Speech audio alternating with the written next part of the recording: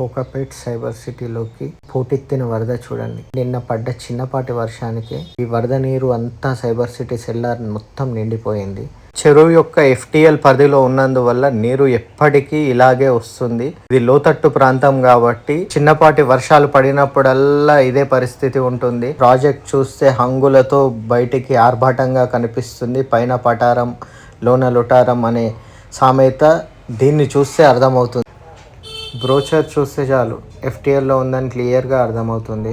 Cyber city అధికారిని ఇక్కడ నీరు మరలించడానికి ఎందుకు ప్రయత్నిస్తున్నారు అని అడగగా, రాత్రి పడిన వర్షం వల్ల సెల్లార్ మొత్తం పూర్తిగా నిండిపోయింది. ఏం చేయాలో అర్థం కాక దారి మరలించే ప్రయత్నం చేశాము. అతని నోటితోని అతనే చిన్న వర్షానికే సెల్లార్ నిండిపోయింది అని చెప్తుంటే, ఫ్యూచర్లో ఎప్పుడు వర్షం పడినా రింగ్ రోడ్ దగ్గర నీరు బ్లాక్ అయితే సీదా సైబర్ సిటీ సెల్లార్లోకి నీళ్లు వెళ్ళడం ఖాయం. కోకాపేట్ సైబర్ సిటీ వెస్ట్ బ్రూక్లో కొన్నవారు కొనేవారు ఒక్కసారి పునః పరిశీలన చేసుకోండి.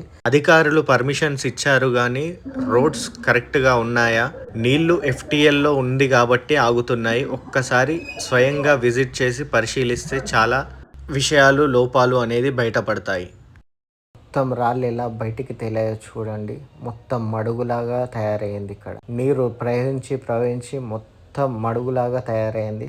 అక్కడ క్లియర్ అయింది కాబట్టి ఇక్కడ నీరు ఆగిపోయింది. క్లియర్ కాకపోతే రాత్రంతా ఒక వరదలాగా పారింది ఇక్కడ అంతా. సైబర్ సిటీ వాళ్ళు మినీ ఇటాచీతో నీళ్లు మరలించడానికి చేస్తున్న ప్రయత్నం చూడండి. Cyber city 100 feet road ring road దగ్గర చూడండి, మోకాళ్ళలోతో నీళ్లు ఇప్పుడు ప్రజెంట్ ఉండే. నిన్న రాత్రి మొత్తం ఫుల్ వాటర్, రోడ్ అసలు కనిపిస్తలేవు, వెహికల్ కూడా వెళ్ళే పరిస్థితి లేదు. ఆటోలో చూడండి మోటార్ నీళ్లు లాగడానికి తీసుకొచ్చారు. JCBలతో మనుషులు మొత్తం క్లీన్ చేస్తున్నారు.